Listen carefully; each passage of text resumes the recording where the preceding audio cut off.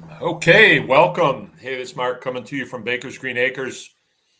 Welcome to the Anyone Can Farm live chat.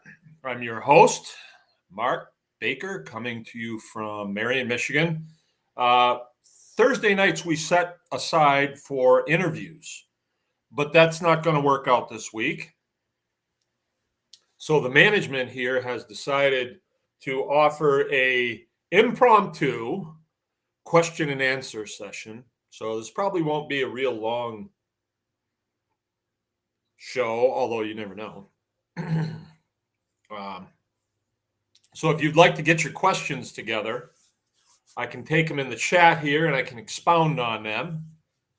Catachrome. All right, well, tonight's show, today is, let's see, first of all, today is June 15th, 2023. So life on the farm today was kind of like this. We got up this morning and it was overcast. Couldn't believe it. Came out, started having a little coffee, and then the pitter patter of rain on the roof. Glorious. That went on for a little while. I think we got maybe a quarter of an inch today. And it's been just kind of misting. It's misting out pretty good right now. So Thursday, for us, that means tomorrow is chicken processing day. And we did chicken processing yesterday. That is not normal that we do a Wednesday day, but it was the Marion County Fair. So we did their birds and it was a pretty big day, but tomorrow is going to be a massive day. There is a lot of chickens down there, but we've got everything set up and we're ready to go. And I'm really encouraged that we got all this rain today because tomorrow's going to be in the 70s, mid 70s, and bright sun. At least that's what they're saying. And then it's going to climb from there. 70, next day 77, next day, 80, got up to 85, and then we've got looks like about 10 days of 85-degree weather, which is nice because we're a little behind on our hay production, and a little bit of rain like this, and then some real nice warm weather, some warm nights will really make the grass grow. And that's a good thing. That's what we need. All right. Thank you. My wife just brought me in a nice cup of tea. Thank you very much. Lovely woman. Lovely woman. My adopted daughter is here. Emily, welcome. I'm drinking from my Baker's Green Acres Anyone Can Farm Tribe cup, having tea, because I do not want to keep myself up tonight by drinking coffee like I did last night. Last night we had our consulting call, and that's really doing well, I think. Sometimes I have to back up from this whole thing and say, what is the point of this? Why do we do this? And I never did this even once before we had a legal struggle with the state, if you can call it the state. And we started to see how intense and how urgent their need is to squash small farms.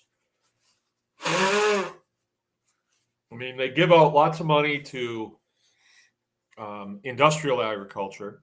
They're real good at that, but they really want to shut down the family farms. And it's evident in the way that they pass laws and the way they dole out money and who they focus on for regulatory action. It's pretty obvious. And so the way to vanquish that, the way to fight back against that, I mean,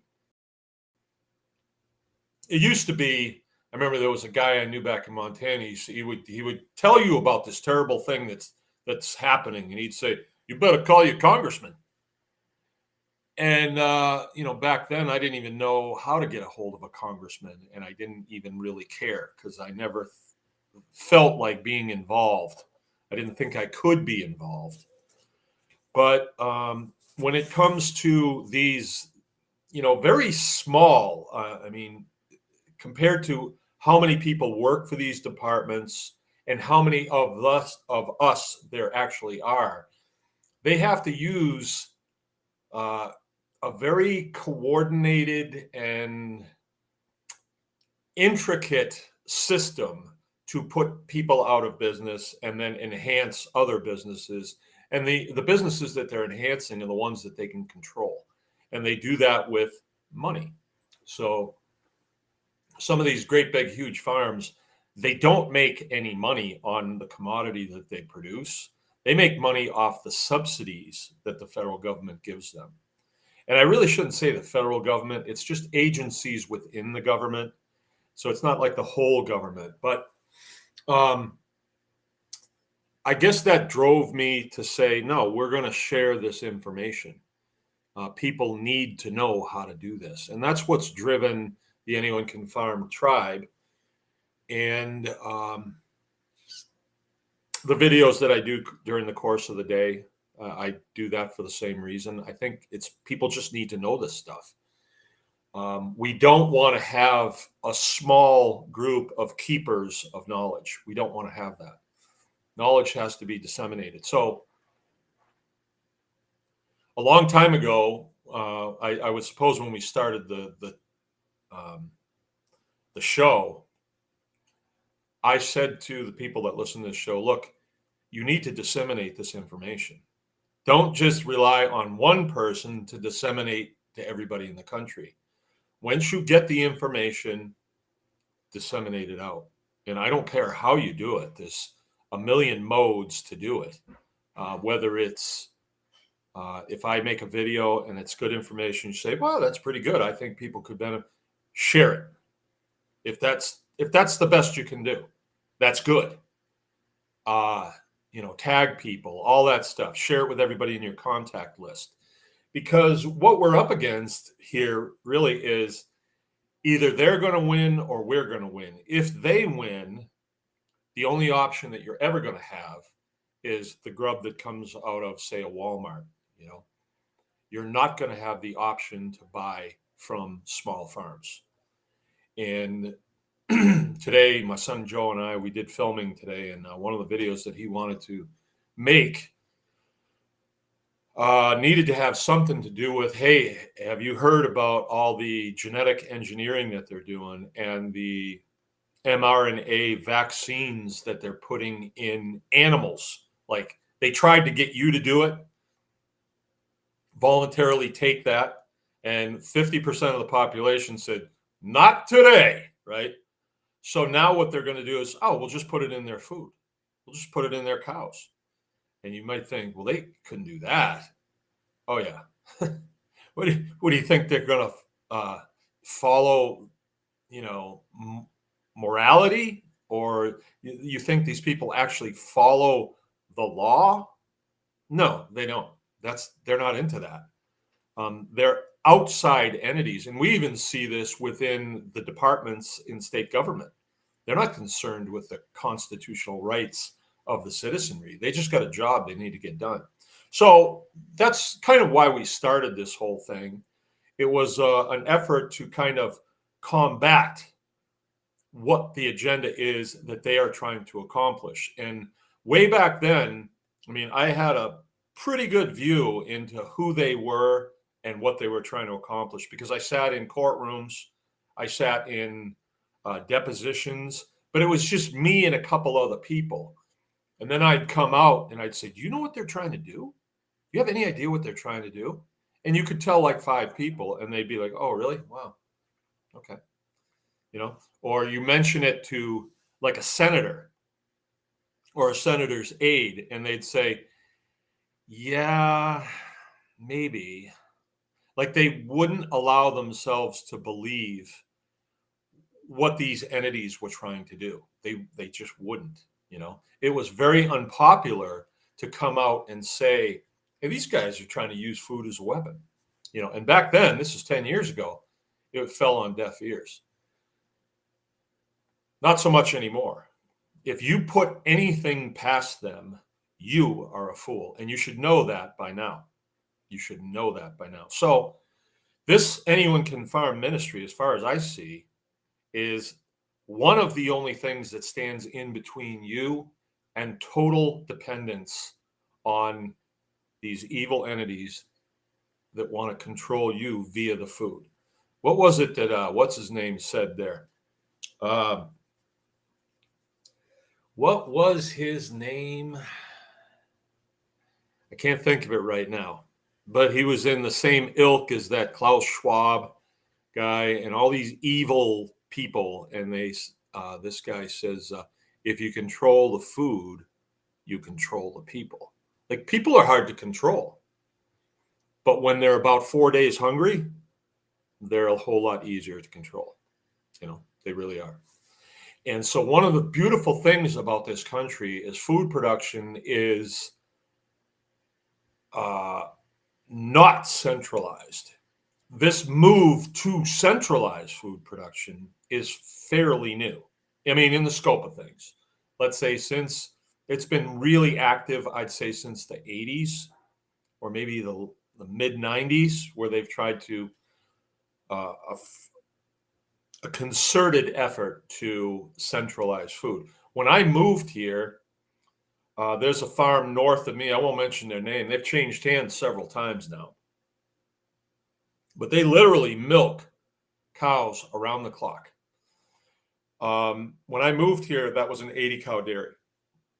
And for some reason, like maybe they comb their hair the right way or they're involved politically, who knows? But now they're something like a 3,000 cow dairy, and they milk around the clock. The people who originally owned it no longer own it, and it's in the hands of this one and this one and this one. And some of them, I don't even know if they're from this country, to be honest. Who knows now? And they have mostly illegal labor working there or south of the border labor. And it's, that's part of our community, but they don't do anything for the community at all, and that's all happened quite quickly. That's happened in 20 years, right? So that's a big thing. So that is an example of centralized production.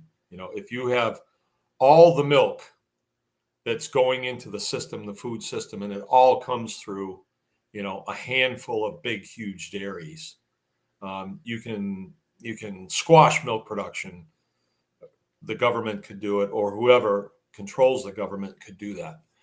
So the way to combat this is to wake people up with facts and say, look, you not only should do this, you not only should get into food production, you need to get into food production.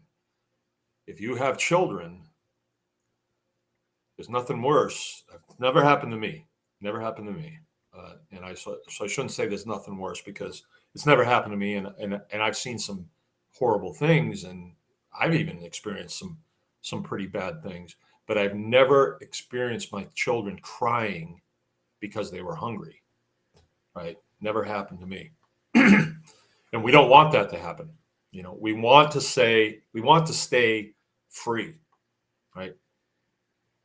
And these days, I believe that freedom comes from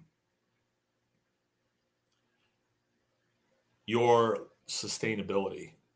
Can you sustain yourself? Can you sustain, 20% of your food, 40% of your food, 50% of your food, 100%? Can you sustain your own repair? What would you say, your repair program, the equipment that you have, that you use to operate daily? Can you repair 20% of it, 40% of it, 100% of it? Is your source of income, is it separated from somebody that could shut it off if you were to say the wrong word? Like if you say, well, I don't support the gay agenda, could somebody shut your paycheck off? Because that does happen, these days. You're supposed to be on board with that. It's Pride Month, right? You're supposed to be on board with that. I'm even kind of, if you are here and you're with me face to face, I will say what I want, right? And I don't say stuff to hurt feelings or just to disparage, but I will tell you what I think about these entities that seem to me to be hell bent on the destruction of our society. I'll tell you. But on here, I got to be a little careful, you know? So, what I wanted to do tonight was I wanted to take questions, but I want you to know that this is a ministry. This is something that we do, and we're hoping there's an effect down the road.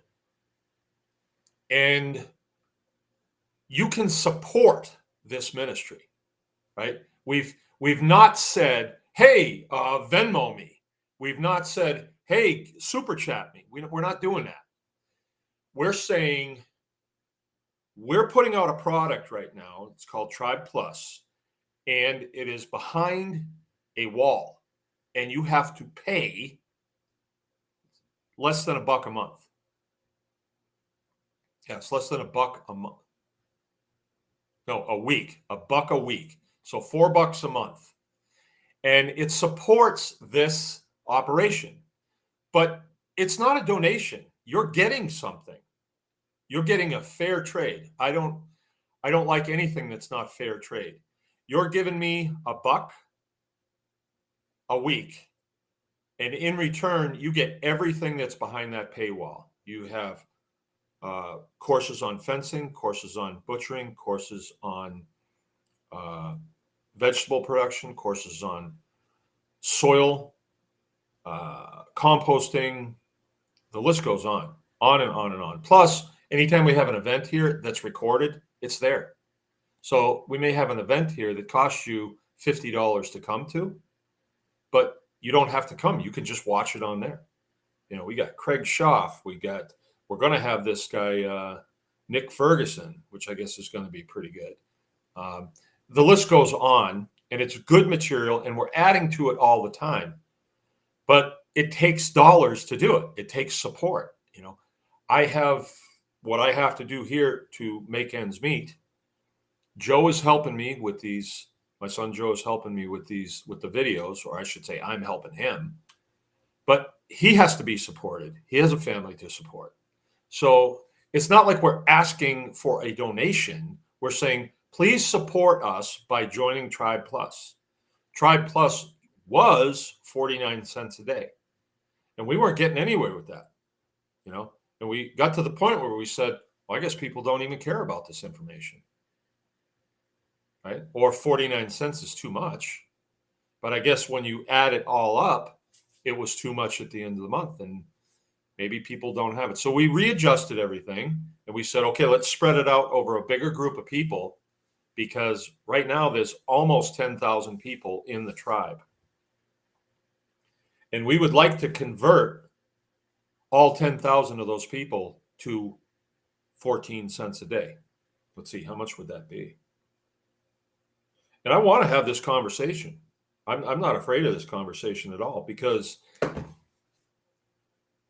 it's not like I'm saying to you, if you join this tribe and we convert 10,000 people to supporting this ministry, then we'll provide you with good information. I'm not saying that. I'm already providing you with good information. I'm already doing that. And now it has come time for me to say, okay, support us, please. Support us. And I'm not saying support us so we won't do it, because I don't do that. I'm not going to do that. But we have obligations. So I do need your help. I mean, you may be thinking, well, you know, I like to just tune in and hear a little bit of old Mark running his mouth, but I don't want to dedicate 14 cents a day to it. Let's think about it this way. We're getting some traction. Last week, I don't know if you guys were tuned in here, but we had Joel Salatin, no other than Joel Salatin. This guy goes, I think he was in briefing Congress this week. I think he was at some subcommittee in Congress of the United States with Massey, I think. He is no joke, but he sees this ministry as worthwhile, and he would sit with me for an hour last week, and you, to pass on information about what's happening in our country. And I deeply appreciate that. That man has done more for this country than uh, any professional sports player. I mean, he has changed the face of this country. If it were not for his ministry, his pushback against these entities that want to centralize food, we might be at a place where it's too far. It's too far gone. But now it's time for each and every one of you to step up to the plate. We can do great things through this ministry, and I believe we have done great things through this ministry, but I need your help. You know, it's not enough to just tune in every night and yuck it up. We really have to all come together. Try plus 14 cents a day, you know, $1 a week. But if that can go to the right people, you know, and produce the right content. Look, if I have to take a day off to do a fencing video, you know, that cuts into what I'm doing here. But if there is more funds available, then it's like, well, okay, we can do that, you know, because we're going to make a greater impact, and I'm willing to do that. So I need everybody that hears this to join up. Tribe Plus, just it's anyonecanfarmexperience.com, anyonecanfarmexperience.com, and just look through there until you find Tribe Plus, join up, and dedicate yourself to it. I need you to do that, and I need you to do what you can to spread this so we have a large group of people that are helping with this ministry, helping to support it.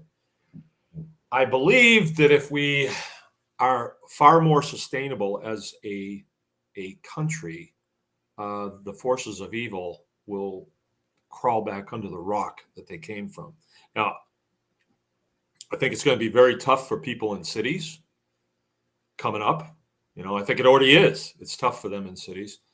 And what I'm seeing happening in like Joel's latest book is the homesteading tsunami is what it's called. So who are these people that are moving out to the country? These are people that were formerly working, you know, in cubicles, and they really have escaped from these population centers where it's not a good place to be these days.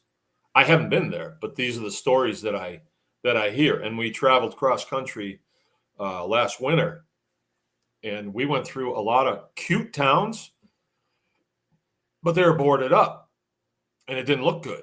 You know, about the most action I saw was a swarm of police cars going through Chicago. It was just a swarm. I mean, it was terrible. So that's what we need, and I'm asking. You know, I've been putting it out there, and now I'm asking for a little help with this. All right, we've got a pretty good group, but I'd like to convert all 10,000 people to Tribe Plus members. I would like to convert them all, and I need your help doing that. Every now and then I ask for help on things. This one, I would like to, you know, open up the show with that call for help. You know, I will continue to do what I'm doing, but I can't really speak for Joe. You know, he's got his obligations, and can he continue to dedicate time to this? And it seems as though people are, well, it's not worth 14 cents a day. It's okay if it's free, but it ain't worth 14 cents a day. I don't know if we'll have him on board. You know, he may get to a point where say, well, I tried, but it's not paying off. So I got to go. I got to go to work. You know, he's got a family to feed. And we haven't had that conversation, and I hope we don't have that conversation, but guy can't live on nothing, you know. All of the equipment, all of the travel, everything that we do, it costs. So there you go. So tonight's show is brought to you by Tribe Plus, and that was my plug for Tribe Plus. And I hope that falls on the right ears. Now, if a person wants to join Tribe Plus, but then wants to make a sizable donation to this ministry, that happens. A guy gave me a whole bunch of trusses because we had our midwinter meetup last year. We were expecting 30 people and 80 people showed up. So we were packed into the butcher shop like sardines to see Craig Schaff speak and then have a fellowship time. And it was very productive, but we realized at that point, we need another building. And I mentioned it, and my buddy Keith came along and said, hey, I've got some trusses I'm not using. Why don't you take them? He brought them down here. So I've got the trusses. Shortly after that, the Clearspan building blew off. So now we have a concrete pad that we can put them up on. But, you know, the rest of the construction costs. But I'm working on it. And if I had a windfall, I'd make it happen like right away. But I'm doing it as I can because I still have a lot of obligations here to make. But so if somebody does want to help, that's fine. That's fine. I would take the help because it's a ministry and I believe it touches people in a good way. In a good way. I think it does. I think this fellowship does good for this country. I really do. And I've been part of other fellowships that were good, but not as good as this one. I think this is really, it begins here with food production. Yeah, we spend time talking about other things, but this, I believe, is important. So there you go. I said I would take a few questions tonight, almost like a free consulting class. You know, that's another thing that you get when you're in Tribe Plus. You can come every other Wednesday night. We have a Zoom call, so it's face-to-face, and you get consulting with me, right? If you hire me to talk to me on the phone, it's $100 an hour. If you have me out to your farm, it's $200 an hour, plus travel. So it doesn't come cheap. Homesteading and small farms is not for children by any means. There's a lot of skill here, and it's a very legitimate career field. If you don't think it is, size up a guy like Joel Salatin. Size him up. That guy could do anything he wants, but he chooses to farm. I'm maybe in the same boat. There's a lot of things that I could do. I choose this, though. I want this. And I think that a lot of you out there realize my passion, and you've got the same passion as well. So there you go. Enough about that. Okay, I got to put the old shades on. Wow, half hour into it. How about that? I can rant, can't I? I had a good day today with the rain and everything. I rototilled up a field and got it planted in kale and clover. So that should be kind of neat. What else did I do? I supervised some work, I guess. Emily's with us. Okay, now I got to go get a cup of tea. Yeah, all right. The cleric's with us, right on. Belva's with us, great. Sebastian Lawyer.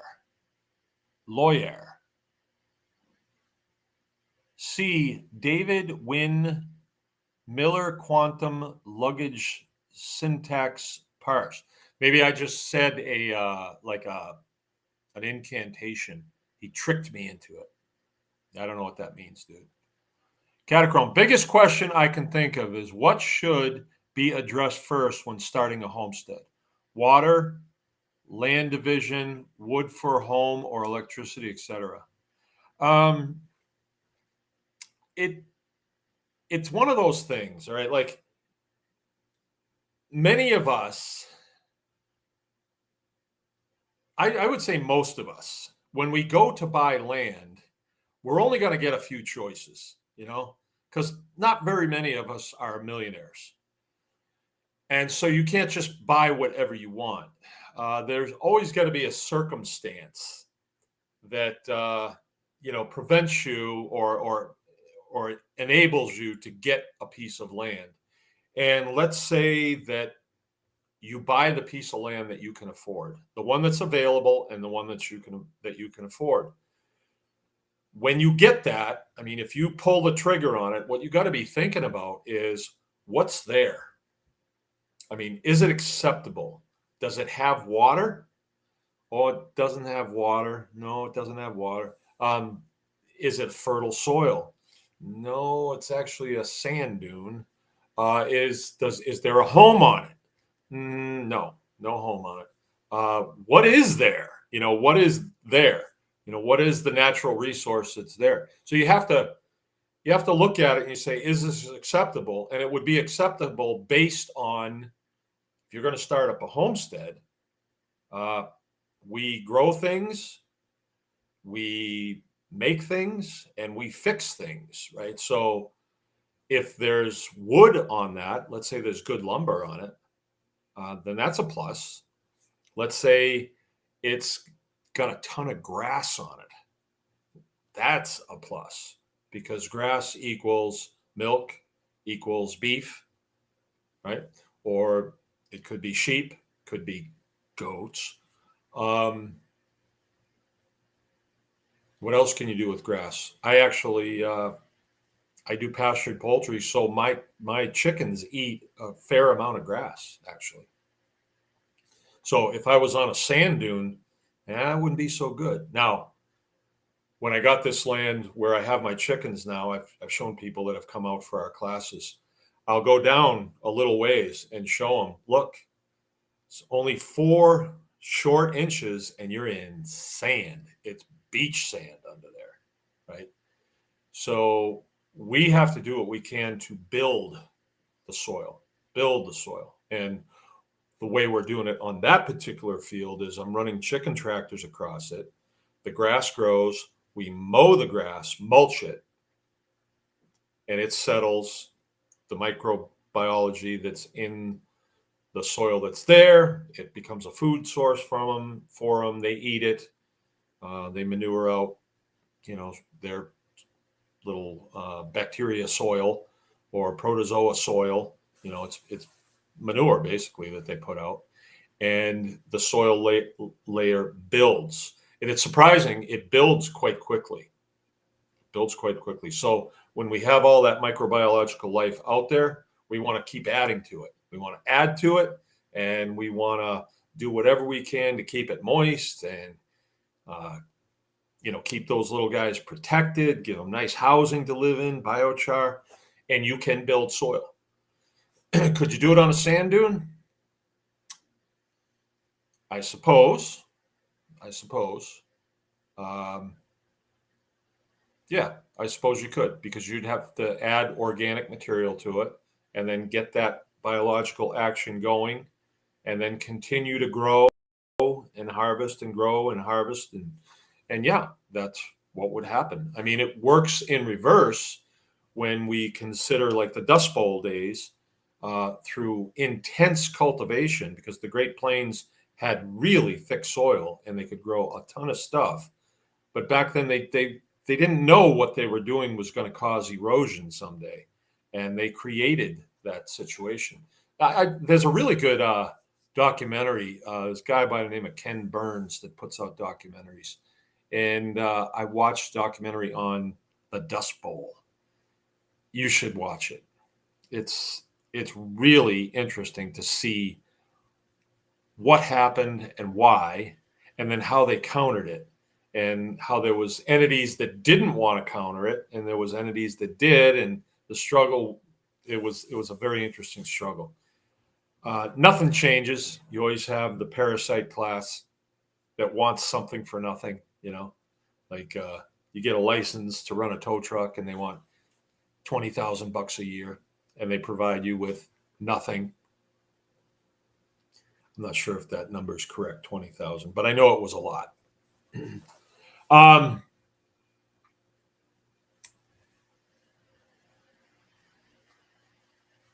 So what's the biggest thing? It depends what you're going to do. Now, when I got this farm, the natural resources that were here And I tell you what, when me and Jill started looking for a place here, it was we needed to be close to her parents. My kids' grandparents was the idea. And this farm came up, and we came and looked at it, and it wasn't like there was 5 of them on this road. There was none on this road. It was this one. And it was like, they take it or leave it. If you don't buy it, somebody else will. So we bought it. We did get it. It wasn't like we had a big rack to look at of different farms. Most land is pretty well tied up, you know. So what it had here was a lot of grass. There had been a lot more grass, but the field had encroached in. So a lot of the grass that was here, we couldn't even get at because there was trees out there that were this big. We had to get up there and get them all pulled up. And that was a lot of work. So the big resource on this place was grass. And it's just recently that I'm starting to realize, there are other resources here that I didn't know about. And if you're watching on the tribe, I did a little bit of tree foddering today. So I just took my loader and a pair of clippers, shears, about 18-inch shears. I've had them forever. And I went next door up by the road. There's a whole bunch of popple trees, aspens. There was one species that I'm not sure what it is. And then there was a white birch. And I just went up. I mean, they're heavy with with branches. They've never been trimmed. I mean, people around here would say, they're just junk trees. Like, you don't even cut them for firewood, right? Which is kind of a weird mindset that they're not even acceptable for firewood. That's kind of a weird mindset in a lot of ways. But popple trees, for instance, they grow very rapidly. And they're not a bad looking tree, but they get up a certain height and then they have a tendency to snap off. So people, don't really like popples. I don't think they're particularly good lumber, although I'm not really sure because I'm not a sawyer. I probably should talk to Parker about it. But they're really heavy with foliage. Nice little round leaves about like that just kind of flicker in the wind. I went out there and I start nipping them off. Just any branch on there that's like 3/4 of an inch. So a 3/4 inch branch on them will be about 6 feet long. So I just nipped that off and I was putting them in the bucket of the loader. And I did that for 10 minutes and I had a full bucket. I couldn't fit any more in. I had it stuffed in there. So I estimated that there was over 100 pounds of foliage in there. And I had, like I said, I had 4 different kinds. And I took it over to the pig pen and I dropped it in. And then I sat there and I videotaped it. And I posted it on the tribe because I want to show you guys this. You mean you can feed tree branches to pigs? Is that what you're trying to tell us? Yes, that's what I'm trying to tell you. Because I'm showing you that. I'm showing. So that all of a sudden becomes a natural resource on this farm. So when you're trying to figure out what is the biggest thing on the farm that you need, kind of depends what you're going to do. It kind of depends what your scope is. Like if you're just going to, I'm going to get chickens and I'm going to buy a bag of feed from Tractor Supply and I'm farming. Well, you are, but you're not getting ahead because by the time you buy that chicken feed from, say, one of these big box stores, it's expensive. So when you push the numbers on it, wow, these are expensive eggs. They're 3 times as much as what I would pay for at the store. And are they better? I don't know what's in that feed, but the way we're starting to look at things now is, well, you don't have to feed them that. You could feed them something else. Will they still lay eggs? Yeah. I mean, since when can they only eat soy and corn? Since when? you know? So we just have to look at things with a wider scope. And it really helps to talk to people who have experience. That's right there. That is where consulting comes in, because you're not going to see these things on your own. And if you think, you ask the guy at Tractor Supply like he's going to know, they don't know. They're salesmen. They don't know about this stuff, because if they did, they would be on the farm and they would be doing this stuff. So I think just about any piece of land, there would be some process that you could do on there. And the question is that the process that you want to do? And that's a whole nother conversation. If you can get into a piece of land, your first property, like I did, my first piece of property was 13 acres, dry, but it had a creek going through it in Montana. And it was a chunk of ground that nobody wanted. Nobody wanted. The farmhouse had burnt down and somebody had stuck a double wide trailer there, right? The barn was still there, or one of the barns was still there. And, me and Jill just knew we didn't want to live on the base, and we sure didn't want to live in town.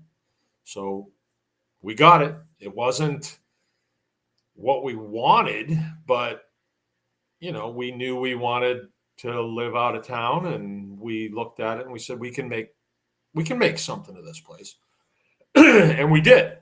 We actually did make something of it, and we poured ourselves into it. And a property that we paid 97,000 for, we sold for 145,000 in just like 6 years. So that was because we made improvements on that property. So when you do get into a property, don't think you're going to be buried there. It may just be a stepping stone to the property that you want. I was very fortunate when we got this place. The barn was coming down. It was in really bad shape. If you see this house now, it was nothing like this. I mean, this room on the back of the house, there was water splashing on the floor. I mean, you could literally throw a cat through the roof here without hitting anything. Just a concrete floor, and the roof had fallen in, and we bought it like that. But my thought was, when we bought it, well, I'll tear it off and rebuild it. But then, well, it's a long story, but I didn't. I just tore the roof part of it off and built onto the walls. I doubled them up and then insulated it. And anyway, it's a long story, but I did the best that I could do for what I had at the time. And that's what you have to do. So I don't know quite how to answer that. If it's got a woodlot on it, then you make the best of the woodlot. If it's got a pond on it, you make the best of the pond. If it's grassland, you make the best of the grass. You buy it you buy something that you can get into and then make the best of it. Like, maybe it's just a small property, but it's a starter for you. And then, like my first property, you could barely live in the house. It needed a lot. But when we sold it, it was a really cute place. I mean, we got the lawns up to speed. I put an irrigation system in. We put a garden in and really built that up. We built fences on it. We built out a granary that was on there. It was actually a building that's a granary. They have them out west, and we turned it into a bunkhouse. So it was another residence that was pretty nice, actually. Had a wood stove in it, and it was really cute. We built a small butcher shop on it, and that worked out really good. And so when we put it up for sale, some people came along that were thinking about homesteading. It's like, yeah, I want it. And I got a call from the realtor, and she said, "Are you going to leave the chickens?" I said, "Yeah, I'm leaving the chickens." I wasn't going to bring the chickens from Montana to Michigan. I didn't feel that strongly about the chickens. at that point. And the realtor told the lady who was looking at it, and the lady said, sold. She gave us exactly what we wanted for it. I mean, quick too. So, building into a property is like putting money into an account, right? You can get it back later. All right. Okay, Sebastian, U.S. corporation is past the 3 road, and you are living a fiction, a fraud. All right, cool. Where's my glasses? U.S. corporation is past the 3 road and final bankruptcies. You are living a fiction, a fraud. All right, well, I don't think I am, because I had bratwurst for dinner tonight, and my wife made those from a beef that I slaughtered this winter. It was a real beef. So I don't know. I don't know what you're saying. Cool. Catachrome and the barn raising idea from Tuesday. I'm more than happy to be a hand because I could use the experience when I need to raise my own. Just got to make it there from Texas. Yeah, well, we had a meeting here Tuesday night, and one of the ideas that came out of it was as an not an exercise, I guess an in community, right? And I don't think this is going to happen this year, but let's say down the road we decide to do this, and we put together a kit for a barn, and maybe this barn is going to be a barn that we can do events in and things like that for our tribe. Wouldn't it be fun if we said, okay, we're going to have a barn raising? You can come and you can camp here for the weekend, bring whatever you got and stay as long as you need to, but we got to get this barn up. Wouldn't it be neat if we could bring the Anyone Can Farm tribe together and, shake hands a little bit and then go to work putting a barn up together, eat lunch together, eat dinner together, have campfire that night together, and the next day get up and do it all over again? That would be awesome. That would be awesome. Like the Amish do that, and they have a pretty solid community. So that was the conversation that we were having. We don't have plans yet to do it. They're not concrete plans anyway. Okay, Stephanie Womack. Hello, glad to catch the live stream. Yes, the vaccine in my plants and animals made me rush to get the raised bed started this year.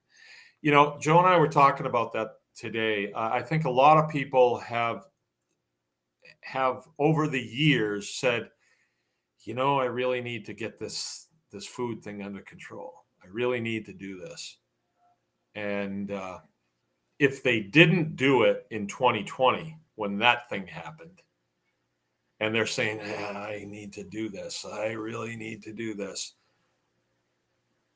Well, we could have asked Joel about it last week, but he did a pretty exhaustive talk about that with Melissa Norris about the mRNA vaccine that they're putting in animals now. So is that your pain point? My pain point was 15 years ago. Like, I wanted out of the machine. I wanted to do my own. I wanted to do my own thing, right? I wanted to exercise my freedom in this country to have my own business, right? And so that's what I did. And I am so glad I did. I mean, it was painful for sure. And I was going through it at, my early 40s. But it's worth it now, because I would still be working until I'm too old to go to work. And I just think how gross that would be, like going into a factory and just working with all those factory people that don't want to be there. And you're just going through the motions just to make a buck, just, instead of a good, rich, full, purpose-driven life. I'm glad I made that choice, actually. Okay. Catachrome is saying George Soros. No, not George Soros. Not George Soros. It was not him. I tell you what, Google that. Control the food and you control the people. I'll do it real quick. I can picture the guy's face. I just can't. Wait a minute. I can speak into this. Control the food and you control the people.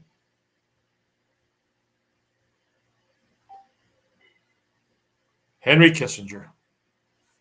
Henry Kissinger. Good old Hank. Okay, Stephanie, I have big news for you guys. The 2-2 on 30 acres with spring is now available. The 2-2. 2/2 on 30 acres is now available. We have been praying to see who the Lord wants us to open this beautiful place to.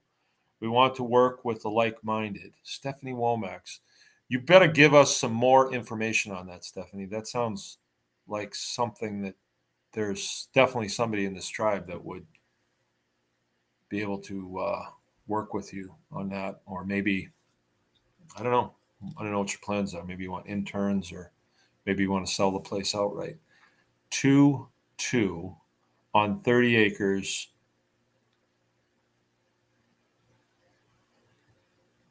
2-bedroom, 2-bath on 30 acres with spring. Diversity food streams. How to join the tribe. Go to anyonecanfarmexperience.com. That's the website. And you'll see it. It's just a button you push. It says Tribe Plus.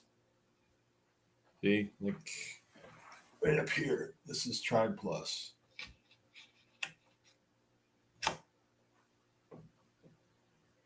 Tribe Plus. When you join, they send you one of these. You can put it on your car, in your back window. People be tooting the horn. Hey, I'm in the tribe.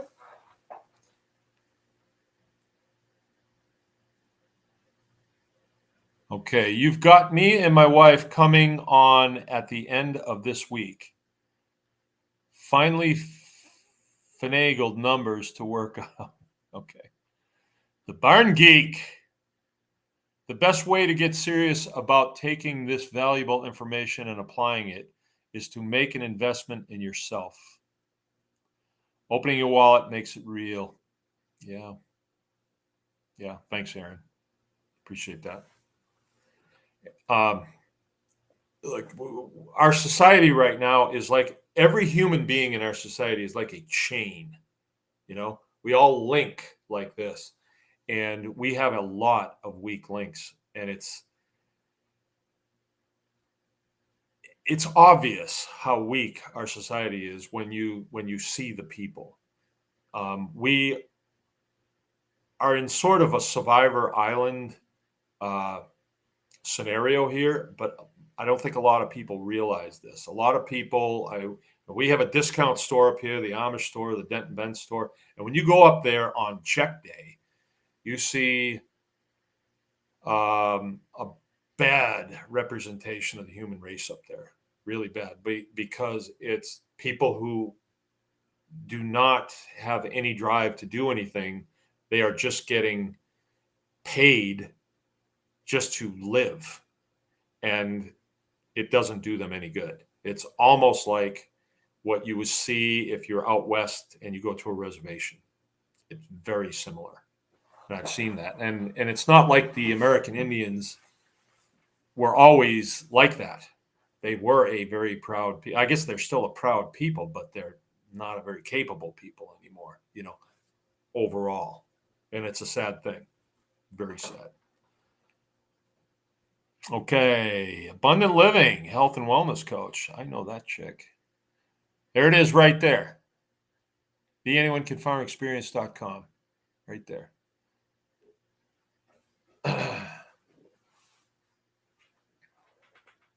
Okay. Question.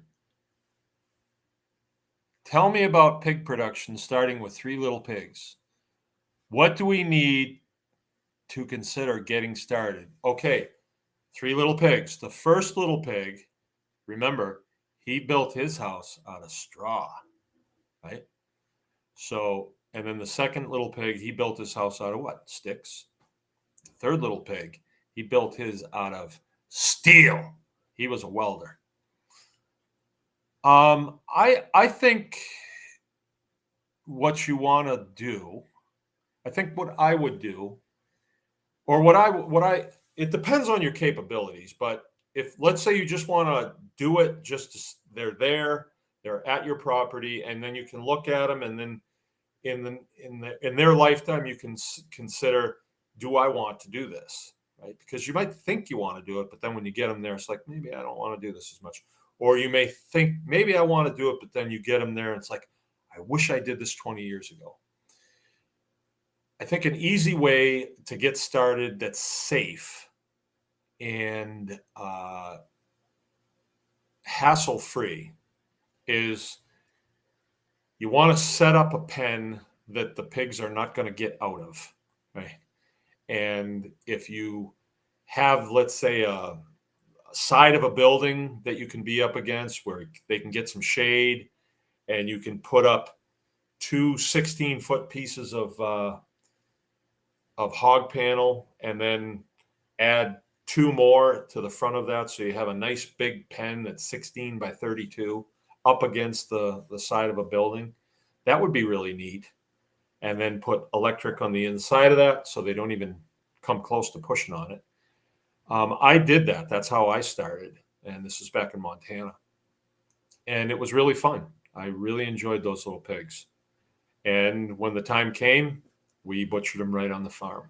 Yeah, that was really interesting. So I suppose, Stephanie, you've been around here and heard our rhetoric about feeding pigs and about feeding animals in general.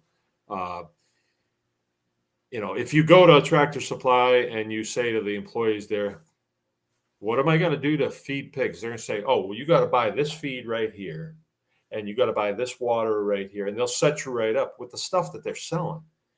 That might not be the most economical way for you to go.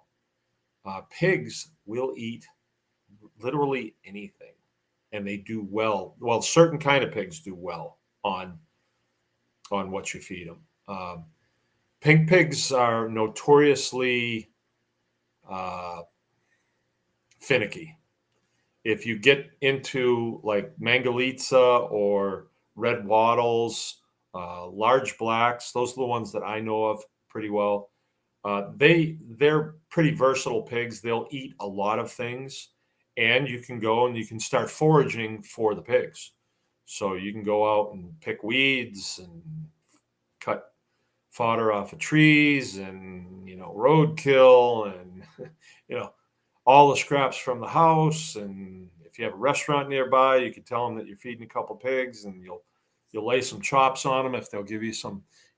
So you want to be scrounging as much as you possibly can to feed those pigs, because it's sort of like a game in a way. If you wind up spending more for those pigs in producing that meat, if you spend up more than it's really worth, then you've kind of lost.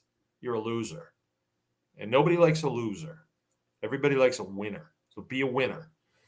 But with a pig, you can feed them stuff that nobody else wants, like old bread and acorns and old hay and straw, and on and on and on it goes.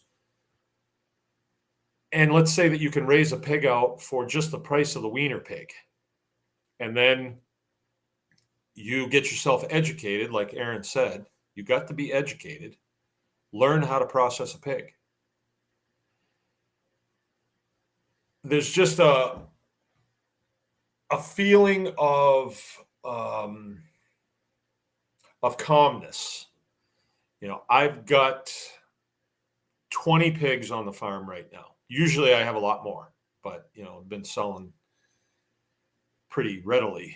This whole season, I've been selling really well.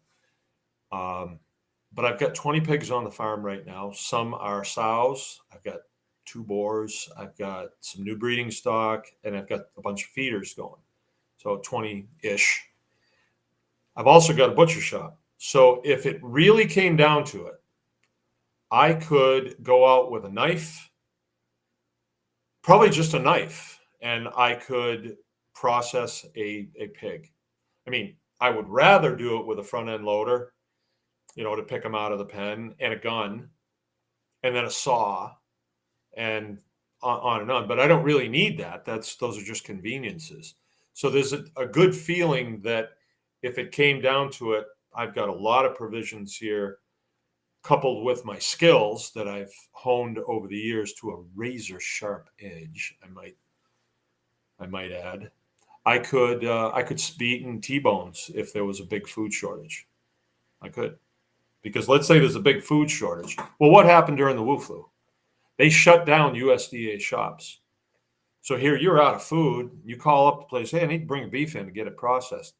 We're shut down. One of our employees came down with the you-know-what.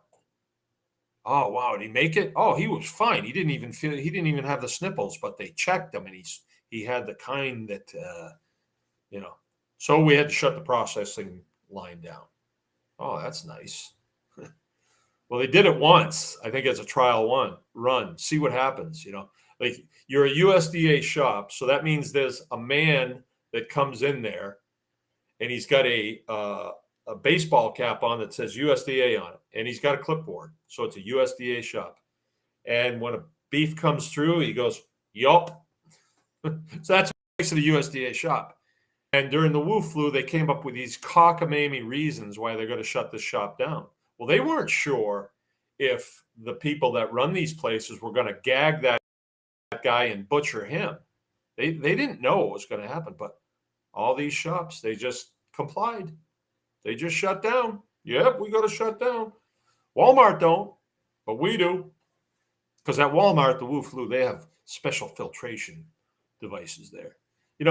That whole 2020 thing was an exercise in absurdity, of accepting absurdity. It was absurd. And it's still absurd. You see these people like up in Traverse City. It's a bunch of nuts up there. They're still walking around with face masks on. I'm not kidding. They'll be by themselves in their Subaru with a face mask on. It's absurd. But certain types of people said, oh, absurdity is good. And you know who I'm talking about. Like when you try to fit things together and they don't quite fit. It's absurd. Right? And oh, yes, this is good. This is noble. Or some, well, you know what I'm saying. All right, so question. Okay, so getting started with pigs is not that big of a deal, but there are a lot of facets to it, and you can jump right in and you can master them all, right down to the processing and then making hams, making bacons, learning charcuterie, all that food preservation. It's all there. You just need to open a book once, for 20 minutes in the evening and, how to make a ham. I guess I can do that. Take a class. We give these classes. Stephanie, we'd love to have you come to one of our classes. We have a campground here. You can stay over there, or pretty soon I'm going to have a hotel here. I'm sure of it. Aaron's going to design me one.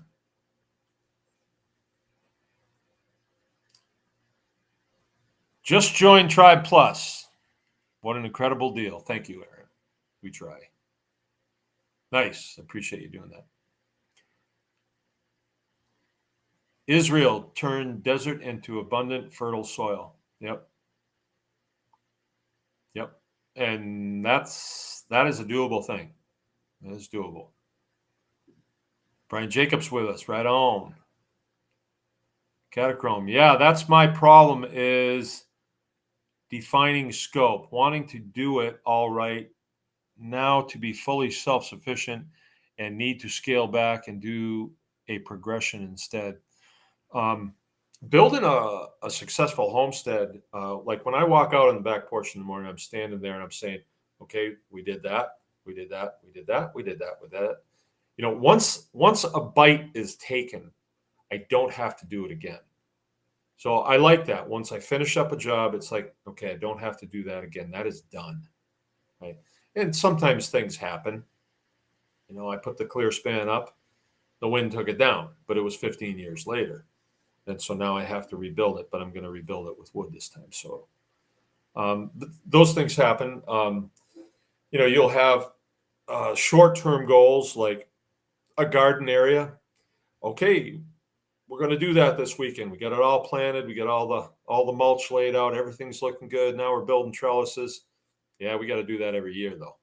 That's one of those things. But as far as building projects and systems, like a system to milk cows, once it's put together and implemented, it's like, okay, we got that. We can tweak it a little bit, make it a little better. But it is a building process. It's just like building your life. You get yourself, you finish high school and you do well. Well, I didn't do that. I did finish high school, but I didn't do well because I didn't take it seriously. And then you go on to college after that, or school, tech school. I went to a tech school after that. And I took it seriously, but I was taking other things seriously at the same time, and I didn't do as well as I could have. Then I got my first job, and then I went on to the military. And, it's just a building process. And along the way, you're learning things, you're becoming more reliable, gaining more integrity, all those things. But it's a process. So the farm is also a process. I mean, when me and Jill got here and we took this place over, we in this house, we could not actually sleep in the house. It was too rough, way too rough. The barn, they just use it as a dump. I mean, the guy that lived here, he was a GI as well, but in his later years, he wasn't doing too good. So they quit using the trash service and they just bag stuff up and put it in the barn. And I'm not kidding. There was a heap on the haymow that had everything from diapers to car batteries. And it was a massive heap. And we assumed when we said, yeah, okay, we'd like to buy, we thought they were going to take their stuff with them. They left their stuff here. They took the stuff they wanted, but everything that they didn't want, they just left. I thought it was pretty crummy of the guy to do that. I really did, because it took us a month to clean this place up. A month. And it was just a ton of work. I thought it was really crummy that he did that. But we didn't put anything in writing. I just relied on, this man to be, doing the right thing. He's Navy. What do you want? Okay.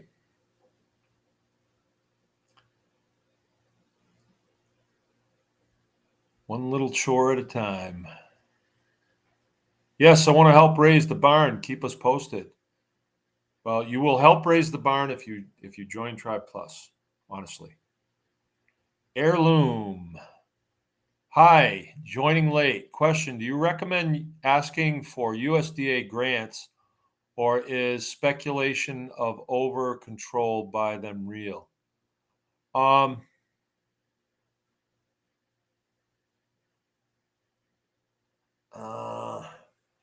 don't recommend it. I mean, there's, it's like, do I recommend trying to take a piece of cheese out of a mousetrap? I don't. I mean, there's always a hook. NRCS program for conservation grants opinions. Yeah, well, when I first moved here, they came to me and they said, well, we could help you fence this place off. And I said, really? Why would you want to help me? Well, you're a veteran and, you got a good thing going here. Okay. But then there was all these hoops that I had to jump through. It was almost like, you want this, huh? Yeah. Okay. You got to jump through this hoop. and now this hoop, and now this hoop. And it was pretty invasive, actually. And then we'd get a certain amount of it done, and we'd have to make an appointment for them to come and check it. Like they would check our work. And I guess it was their money, so but actually it wasn't their money. It was grant money from the USDA, and then the NRCS was just the agency that was dispersing. They were the dispersal agent, and they have experts working from them for them from the university, because the university teaches them all about fencing. Yeah, I did it, and I did get this place fenced in the back, and I contemplated it again to fence the new property next door, and I even met with them, but they seemed less fun to work with, and it was just icky, to have to call their office and stay on the line as our options have changed, and for this guy press this, for this guy press this, and you go there, nobody's doing anything, but they have this procedure you got to go through, and face mask and everything. So I just said, no, I don't want that. I can accomplish more myself than by having to jump through their hoops and be on their timeline. Because what they would do too is they would say, okay, we will give you half the money, right? And you got to put up the other half. So they treat you like a little kid. And then they had a timeline. So if I started, and let's say it's at the beginning of hay season, oh no, you're building fence. So I don't recommend it. I mean, I'm not doing it, so I'm not going to recommend something that I don't do.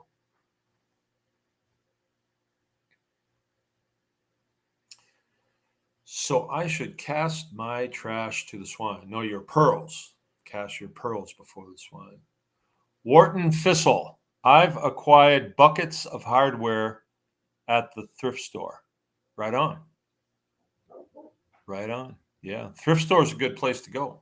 If you got time to go and peruse, you can get some good stuff.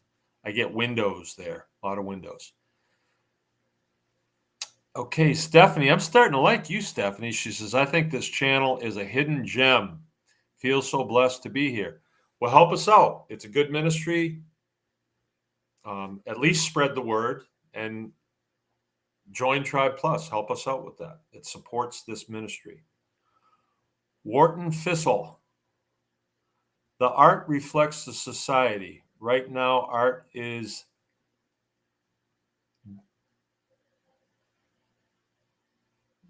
Satanism or Dadaism.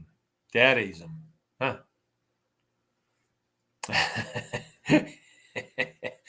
I struck a chord there. Hey, leave the Navy alone. I love it. Yeah. I had a guy come here. Oh, maybe it is that guy. Maybe it is that guy. Had a guy come here from the Navy who's just retired, real high speed type, and he's getting into homesteading. So we had a lot of fun conversation. If you're military for a long time, like 20 years, like I was, and you get out, and then you come across somebody who is military, it's like a breath of fresh air, because you can kind of relate, and like this family is just getting out. So they were just going in when I was getting out. So I see what they're going through. And I remember there was some years there at the beginning, quite a few actually, where I really didn't know what I was doing. I really didn't know what my final destination was. I didn't even have an idea what neighborhood I was going to wind up in. I don't know what my final destination is going to be now, but at least I have a direction, and I can push in that direction now every day. And then, we adjust. We do course corrections all the time. Like we're going along production farming. Oh, there's a avenue here to kind of back down the production farming and do education for people. Do we want to do it? Well, it works. It's needed. it's enjoyable, okay, we'll do it. So we'll back off a little on production and, dedicate some time to what we did last weekend. We had the pastured poultry class. Outstanding. Absolutely outstanding, right? 28 people came to that class. I think 28, maybe it was 30.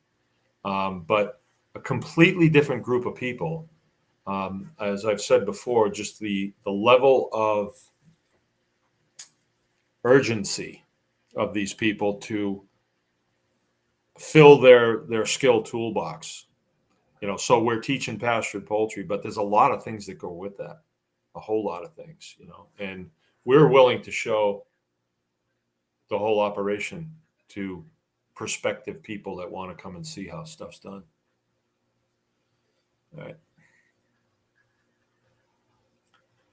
right. Stephanie,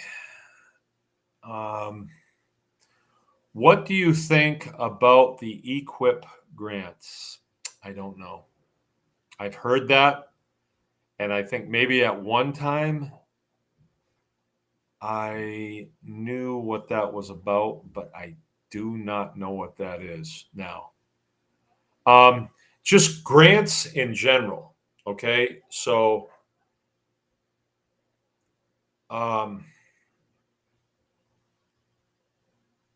whose money is that, that's being granted to you? If you qualify for that and you get picked, you get, you're the prom queen, you get picked for this money. Whose money is that? And what are your qualifications to get that money, to get a grant? Why do you get to be the special girl and get that grant? I almost think the whole concept of it is a little bit like Tooth Fairy, why not just bear down on what you have and take the profits from whatever it is that you do and just put it back into the business? After a while, there's so much profit. I'm not there yet, but I've got a good amount of profit that's going back into the operation, and we're able to expand it and meet head on the amount of people that are coming our way, whether it's with products or the ability to house them or educate them. We're meeting it head on. Now, I was talking with my son Joe today, and I said, well, we're going to put up the trusses, and hopefully by Tribe Day, we've got the steel on the roof. So we just have a shaded place we can have this class in. Hopefully, but that's a month away. And I'm saying to him, I don't know. We're working that direction. If we don't make it, we don't make it, and we make do without it. There's nothing I can do. I can't. I'm not going to rob a bank. I'm just not going to do that. I don't need to do that. People that come here understand we're building it as we can. But I told him I'm prepared for a windfall. If there was a windfall, I know exactly where I would place it to do the most damage. I know exactly where I'd put it. I would like to see this organization to have a tremendous amount of influence. I would be ready for that. If it doesn't, that's okay. But if it does, we would use it for the good. And we keep looking for somebody to come along. Well, if Trump gets back there in 2024, everything will be fine. I'm not saying it wouldn't be good if he got back in 2024. I mean, I will definitely vote for him before anybody else. I mean, I just would, because I love to see it stirred up. But why can't we be the change now? Why can't we do that? Just a very personal change now. We all can. We all can. I mean, every single one of us can. There is something you can do. Look at all the things we have at our disposal. Just in this little arena that we're in right now, if this information is good information, share it. That's not hard to do. Give us a thumbs up. That's not hard to do. That's easy to do. There should be everybody in here should be given a thumbs up because it messes with the algorithms and it pushes this out to more people. So if you're sitting here listening to this, you're saying, well, this is pretty good information. Help us. You want to come build a barn? Help us with this. We need help because it's just me and Jill and Joe, Lorna, and no, me and Jill don't get paid. Joe does, but not much. Honestly, not much. And he does a lot of work. A lot of work. And here's Andy Zumwald. Zumwald, where you been? Hit that thumbs up. All right.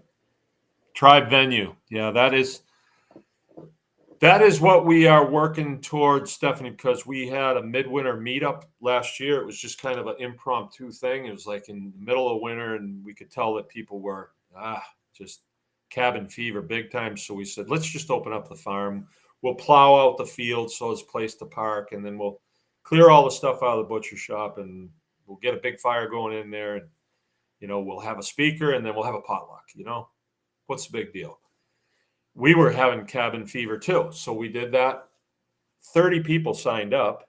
Jill said, please RSVP so we'll know if we have to get porta potties or not. With 30 people, our outhouse is fine. We could just swap a bucket out and we're good to go. 80 people showed up.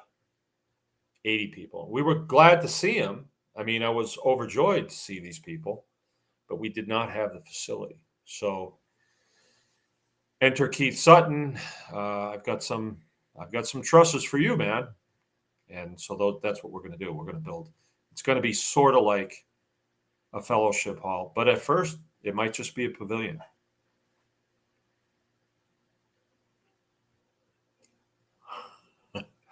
Late as always, working till sundown. Yep. Okay. Good show tonight. Appreciate everybody coming by. Appreciate all your help. Let's see if we can get you guys to help us out with your friends joining up Tribe and you all joining up Tribe. It'd really, really be nice. Last I checked, we had, let's see. We'll check this out. Anyone Can Farm Tribe has 9,400 members. And I'm really thrilled with the amount of correspondence that's going on here. People are posting some really cool stuff, really cool about what they're doing. People are excited about farming, small farming, and homesteading.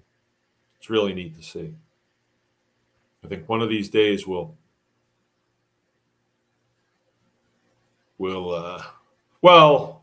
I don't know, with 9,400 people, that would be quite the venue. And I think that's more people than you can actually shake hands with. So I don't know if that will happen, but it's nice to have the Tribe Day here at the farm. And, there's 200 people, which is still a lot of people, but it's enough where you can have a short conversation with all 200 of them if you work at it. And that's kind of what I want to do. And I want them to interact too. A lot of these people live near each other and don't know. So this is kind of a hookup thing. And every year that this goes by, there's like exponential growth, if that makes sense. Because you tell two friends and those two friends tell two friends and so on and so on. So it is exponential. And we want to set up a scenario that is uncontrollable.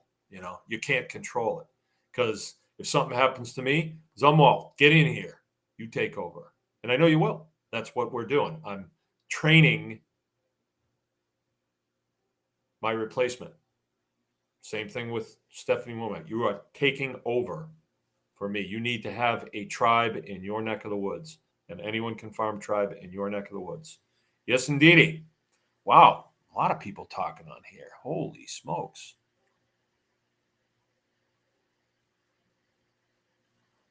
Oh, no, maybe I'm at the end. Pushing Wind. I started following you and Jill, I think, back in 2011. I used to buy charcuterie from you when you used to ship. I was in Texas back then. I asked Sarah Westall to interview you. Yeah, I remember that interview with Sarah. I really liked her. I wonder what ever happened to her. An interesting story. When I did that interview with her, we had thought, let's get the heck out of Michigan. It's just because we thought the Department of Agriculture and Department of Natural Resources and all that, we just thought that it was a Michigan thing, that they're invasive and they're parasitic and they're opportunistic and just really gross people, most of them. And so we thought, let's go, let's get out of here. And I'm from New England, and I said to Joe, let's go to Maine. That was not a bad place to live. And so we had loaded up our van, and I left my son Keith here, who at the time, he must have been about 14, but very capable guy. He's the guy that said he's a pararescue. He was selected for a pararescueman slot with the United States Air Force, which is a very prestigious appointment. So he's a cut above anyway, but he was here by himself. And wouldn't you know, who shows up when I'm gone? I mean, that's who they are. And it was the Department of Ag weenies, some dyke. And, they show up just to intimidate my kids while I'm not here. Because if I'm here, then they're intimidated. But that's what they did. And I was on with Sarah Westall while I was in Maine, actually. And I got done with her, and that's when they showed up at my house. And I called her back the next day, and I said, you're not going to believe what happened while I was gone. They showed up here with the state police. They always do that, but not anymore. They don't do it anymore because we figured out the inn that they had onto our private property, and it was a license that I had. So you never make agreements with these entities like the Department of Ag. You never get a license from them. That's why I would really balk at anything coming out of the USDA. Like if they're giving free money away, I'd be like, I don't know. Like, am I opening myself up to your scrutiny, which I did when I took that NRCS loan or grant?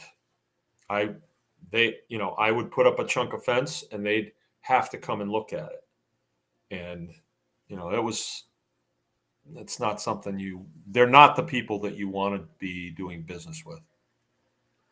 All right. Anyway, it's good to see what you and your family have accomplished over the years. Thank you very much. Yep. We didn't quit. And Jill is saying we still ship. Send us an email.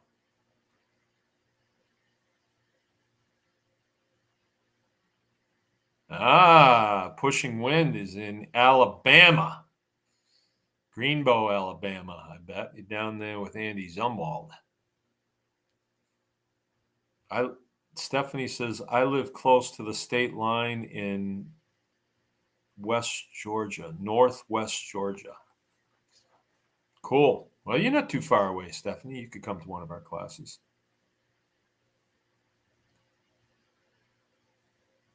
Yeah.